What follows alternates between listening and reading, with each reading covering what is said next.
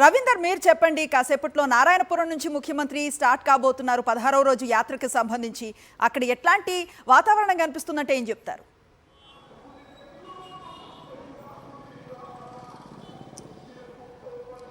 అనవసరం మరికొద్దిసేపట్లోనే పశ్చిమ గోదావరి జిల్లాలో బస్సు యాత్ర ప్రారంభం కాబోతుంది. ఈరోజు పశ్చిమ గోదావరి జిల్లాలో ఉన్నటువంటి ఉండి, భీమవరం, అట్లాగే ఆ తాడేపల్లిగూడెం, తణుకు నియోజకవర్గాల్లో ఈ యాత్ర జరగబోతుంది. ప్రస్తుతం నారాయణపురంలో రాత్రి బస చేసినటువంటి ప్రాంతంలో ముఖ్యమంత్రి వైఎస్ జగన్మోహన్ రెడ్డి ఉన్నారు. గోదావరి జిల్లాకు సంబంధించినటువంటి నాయకులు, కార్యకర్తలు పెద్ద సంఖ్యలో తరలివచ్చి ముఖ్యమంత్రి జగన్కి సంబంధించినటువంటి యోగక్షేమాలను అడిగి తెలుసుకున్నారు.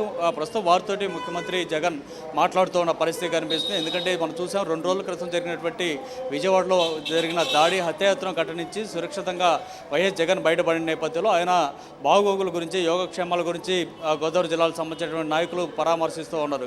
ఈ కార్యక్రమం పూర్తయిన తర్వాత మరికొద్దిసేపట్లోనే జగన్ నారాయణపురం నుంచి తన యాత్రని బయలుదేరిపోతున్నారు. 16వ రోజు యాత్ర ఈరోజు జరగబోతుంది. నారాయణపురం తర్వాత నిడమరం మీదుగా గణపురం నుంచి ఉండి నియోజకవర్గాన్ని చేరుకుంటారు. అక్కడ మధ్యాహ్న భోజనం పూర్తి చేసుకున్న తర్వాత భీమవరం చేరుకుంటారు. ఈరోజు సాయంత్రం భీమవరంలో జరిగేటువంటి బహిరంగ సభలో జగన్ పాల్గొనబోతున్నారు. అనంతరం దువ్వ, పెరవలి, తణుకు మీదుగా ఈతకోట చేరుకుంటారు. ఈతకోట అనేది కోనసీమ జిల్లా సరిహద్దు ప్రాంతం. ఈరోజు రాత్రికి కోనసీమ జిల్లాలో ఎంటర్ అవుతారు. రేపు కోనసీమ జిల్లాలో పూర్తి స్థాయిలో యాత్ర జరగబోతుంది. ఇప్పటి వరకు చూస్తే రాష్ట్ర వ్యాప్తంగా గత నెల 27వ తారీఖున బస్సు యాత్ర ప్రారంభమైన తర్వాత ఇప్పటి వరకు మొత్తం 17 జిల్లాల్లో బస్సు యాత్ర పూర్తయినట్టు చెప్పుకోవచ్చు. 17 జిల్లాల్లో మొత్తం దాదాపు 1550 కిలోమీటర్ల మేర జగన్ ప్రయాణం చేశారు. 55 నియోజకవర్గాల మీదుగా పర్యటన కొనసాగింది.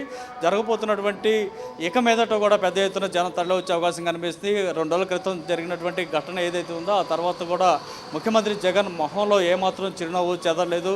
అంతకు మించినటువంటి ఆత్మవిశ్వాసంతో తన యాత్రను కొనసాగిస్తూనే ఉన్నారు. డాక్టర్లు చెప్పినప్పుడు కూడా కేవలం ఒకరోజు మాత్రమే విశ్రాంతి తీసుకొని అందరం తన యాత్రను కొనసాగిస్తూ ఉన్నారు. ప్రస్తుతం గోదావరి జిల్లాలో యాత్ర కొనసాగబోతున్న నేపథ్యం, అట్లాగే సాయంత్రం బహిరంగ సభ భీమవరంలో కూడా జరగబోతున్న నేపథ్యంలో గోదావరి జిల్లాకు సంబంధించినటువంటి కార్యకర్తలు, నాయకులు పెద్ద సంఖ్యలో తరలి వచ్చిన పరిస్థితి ఇక్కడ కనిపిస్తూ ఉంది.